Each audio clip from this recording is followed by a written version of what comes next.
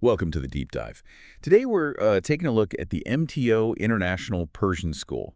It's a really interesting organization dedicated to teaching Farsi, the language, and also Persian culture kind of around the world. Yeah. We've gathered info straight from their website, and our goal really is to understand the scope, how big are they and what kind of impact are they actually having.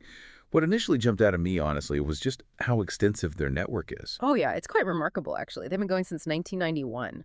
And they've set up shop in, 17 different places Yeah. across Europe, the U.S., Canada. 17, wow. Yeah, think about it. London, Dusseldorf, Atlanta, Dallas, L.A., Minneapolis, Houston, Sacramento, Milwaukee, Denver. Okay, quite the list. Barcelona, Rome, Aarhus in Denmark. Yes. Copenhagen, Toronto, Vancouver. I mean, it's a lot. That really is a significant global footprint, especially for a school focused on, one specific language and culture. It really is. Right. It makes you wonder about the strategy behind that kind of growth and how they manage to keep that focus consistent across so many different places. Exactly. And it seems like it's not just about the nuts and bolts of grammar and vocab either.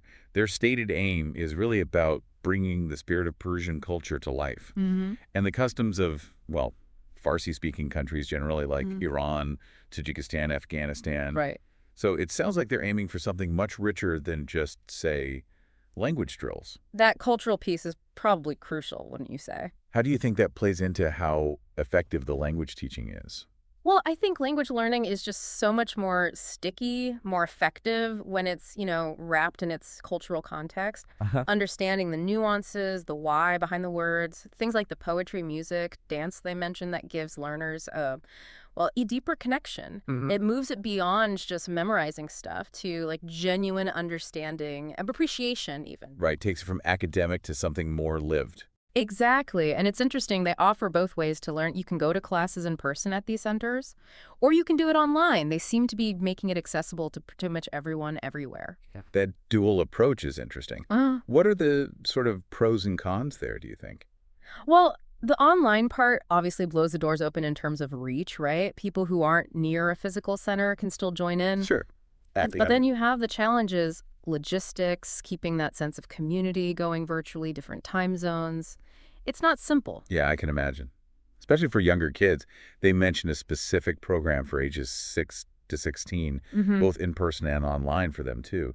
Sounds like they try to make it fun. And they'd have to. For that age group, you absolutely need interactive stuff, games, stories, making it fun and immersive is key, otherwise you lose them. Right. And offering both formats probably means they've had to adapt, maybe more visual things, more interactive tools for the online side. Makes sense. And then for older learners? Yeah, they've got courses for teens and adults, too. All levels covered. So complete beginners right through to advanced speakers, even bilingual folks may be wanting to sharpen up. For personal reasons or maybe work. Exactly. That kind of tiered system seems pretty essential to meet everyone where they are. It's smart they've thought about different paths.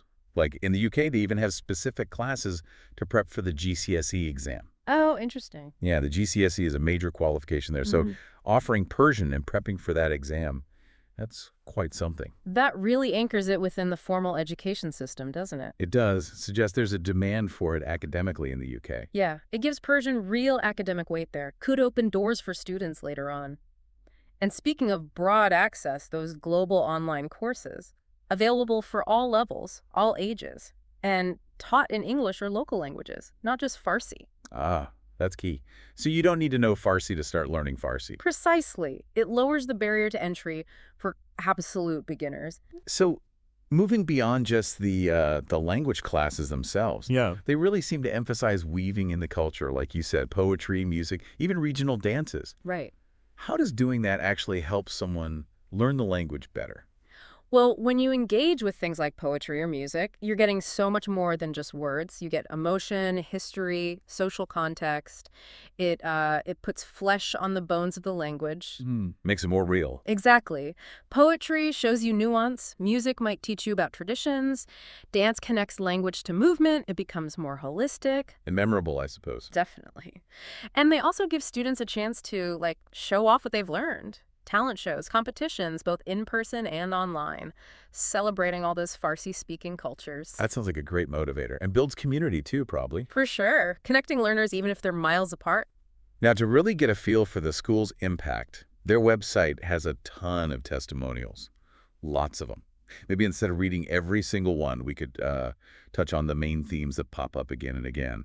Good idea. What stands out? Well, you see people like Sophia in Atlanta talking about speaking better with family, Sahara in Australia feeling more confident discussing culture, Nahid in Copenhagen praising the experienced teachers. Okay, so straight away you're seeing themes of practical application, family connections, cultural confidence, and teacher quality. That comes up a lot, doesn't it? It really does. People seem very positive about the teachers and the general environment. Which suggests the methods are working for real-world communication and that it's a supportive place to learn. Yeah, and then there's Masa in Vancouver. Yeah. Her kids are adults now, 25 and 26, and they apparently speak and write Farsi even though English was the main language at home. Wow, that speaks volumes about the long-term impact and the commitment, both from the school and the family, obviously. Absolutely.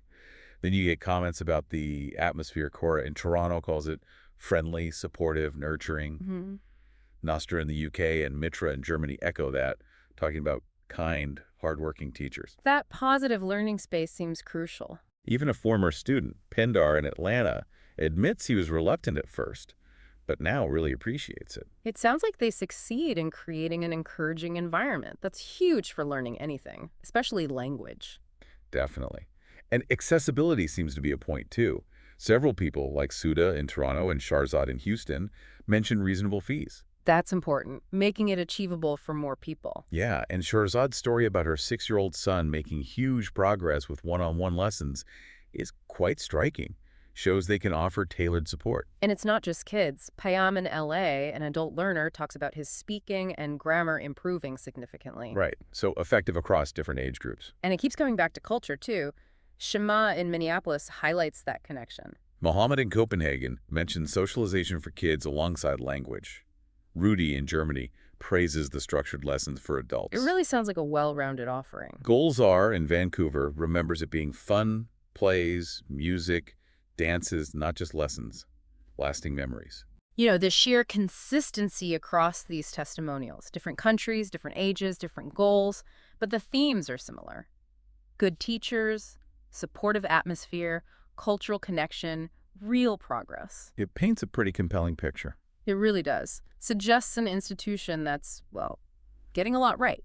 And just briefly on the organizational side, they mention being one of the oldest and largest international Persian schools. Right. That history and scale adds weight. Their website seems quite transparent, too clear info on registration, courses, dates, fees, all that practical stuff. Good governance, seems like. And they have their charity and company registration numbers listed for the UK. Adds credibility. Plus, they're active online Instagram, Facebook, YouTube, even WhatsApp, connecting with that global community. So yeah, putting it all together. So wrapping up this deep dive then, what's the main takeaway? I think it's clear that MTO International Persian School has built a really significant, impactful global network. They've been doing it for a long time, using diverse methods in person, online, and they really seem to foster a strong community spirit. And those positive experiences we heard about from students and parents worldwide really back that up. It's quite an operation. Which leaves us with a final thought for you, the listener. When you see this kind of global reach and you hear these very personal stories about connecting with language, with culture, what does it tell us about, well, that fundamental human need, especially now in our super interconnected world? And maybe what other initiatives, perhaps less visible ones, are out there doing similar vital work, bridging cultures through language? Something to think about.